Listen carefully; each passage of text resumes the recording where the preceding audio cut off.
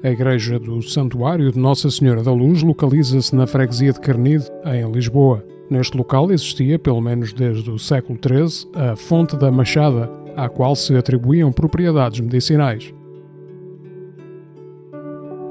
Entre 1463 e 1464 foi aqui edificada uma ermida por iniciativa de Pero Martins, um natural de Carnide que, enquanto estava preso em África, teve uma alegada visão da Virgem Maria, que o prometeu libertar se cumprisse essa promessa.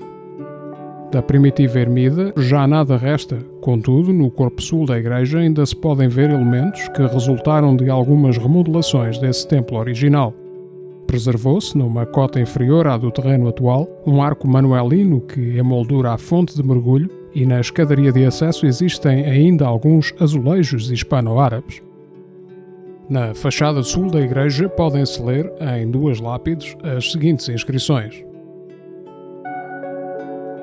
No ano de 1463, reinando em Portugal Dom Afonso V, os vizinhos de Carnide, com devoção das revelações que Pero Martins, natural deste lugar, teve em seu cativeiro, de onde saiu milagrosamente, fizeram uma capela a Nossa Senhora da Luz, edificada sobre esta fonte e neste lugar que, como determinado por divina providência para este santo efeito, se via dantes muitas vezes claro e resplandecente com visão e lumes do céu, como depois se viu resplandecer com grandes e inumeráveis milagres na terra.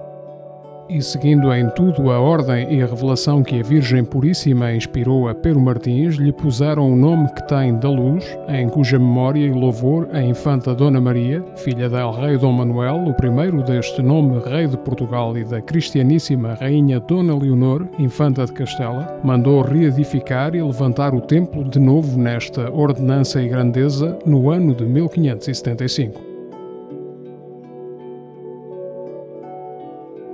Conforme indicado na inscrição, foi no século XVI que se iniciou a construção da Igreja e Convento de Nossa Senhora da Luz, patrocinada pela infanta Dona Maria, filha de Dom Manuel I, e por Dona Leonor, sua mãe. O projeto ficou a cargo de Jerónimo de Roão, um dos mais importantes arquitetos portugueses da época, responsável, por exemplo, pela Capela-Mor do Mosteiro dos Jerónimos, em Lisboa. À altura da sua construção, a Igreja de Nossa Senhora da Luz era um portentoso templo maneirista de influência italiana, com uma fachada monumental de 2 pisos e 3 entradas, ladeadas por grossas pilastras. O espaçoso interior podia albergar mais de 1000 pessoas, sendo profusamente decorado com elementos clássicos, renascentistas e maneiristas, dos quais ainda podemos apreciar parte do seu esplendor. Com o terremoto de 1755, toda a secção da fachada e do corpo da igreja ficou profundamente danificada, nunca tendo voltado a ser reconstruída. Até hoje sobreviveram somente a Capela-Mor e o transepto. Em 1870 foram efetuadas obras de consolidação e restauro, bem como de construção da atual fachada, conduzidas pelo arquiteto Valentim Correia.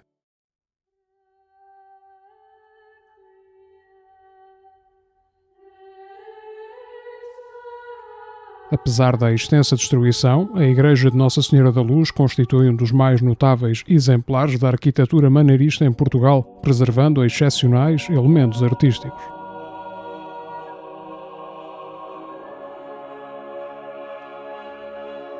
O transepto é coberto por abóbada de aresta, ornamentada com elementos geométricos. Os braços são separados por arcos de volta perfeita. A secção inferior é construída em calcário liós.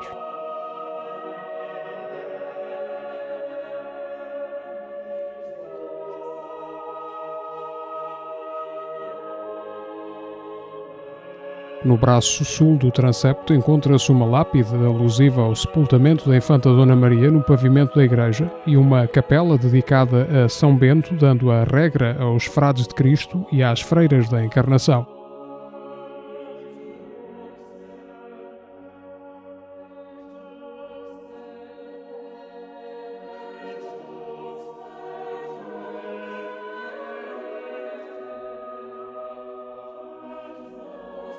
O arco triunfal que marca a transição para a Capela-Mor é de volta perfeita, estando assente em colunas toscanas com fustes almofadados com elementos decorativos retangulares.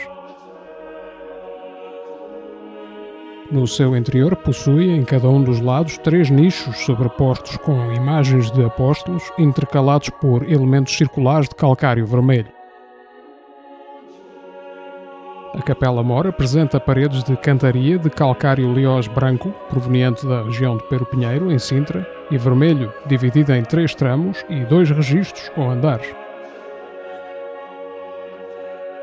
A abóbada, de berço e em caixotões, está decorada com motivos cruciformes com uma almofada central. Aqui repete-se a mesma bicromia nos materiais entre o branco e o vermelho.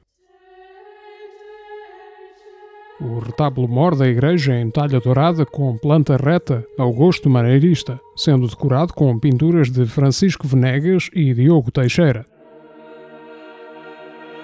As pinturas representam, no primeiro nível, a Anunciação e a apresentação da Virgem no templo, e no segundo, o painel central representa a aparição de Nossa Senhora da Luz, ladeado por uma visitação e pela adoração dos pastores. No terceiro registro, ao centro, surge a coroação da Virgem, flanqueado pela adoração dos magos e pela apresentação do menino no templo.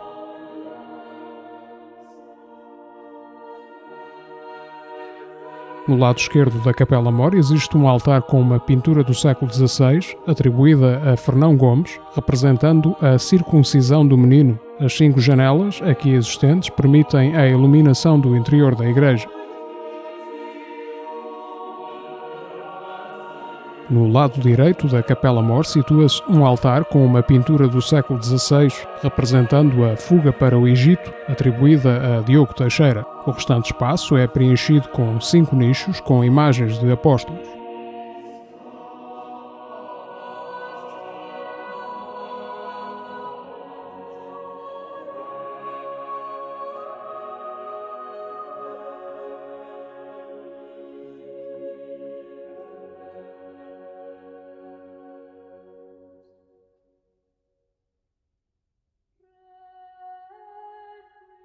No altar existem 6 baixos relevos em mármore. 5 representam as virtudes da temperança, prudência, fortaleza, justiça e fé, sendo que o 6º representa Urânia, deusa da ciência.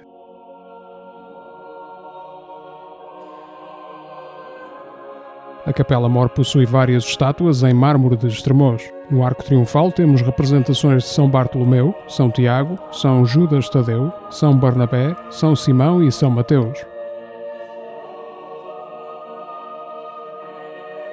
Na parede norte, Nossa Senhora da Luz, São João, São Marcos, São Mateus e São Lucas. Nas pilastras junto ao altar-mor temos São Pedro, São Tiago Maior, São Filipe, São Tomé, Santo André e São João.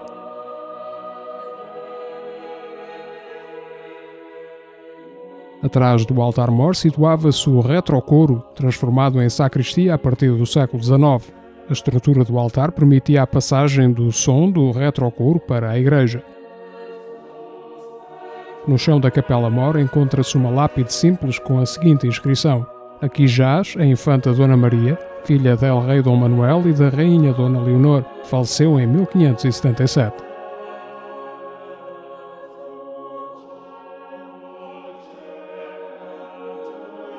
O túmulo da infanta Dona Maria, em 1910, e a Capela-Mor da igreja, em 1923, foram classificados como Monumento Nacional.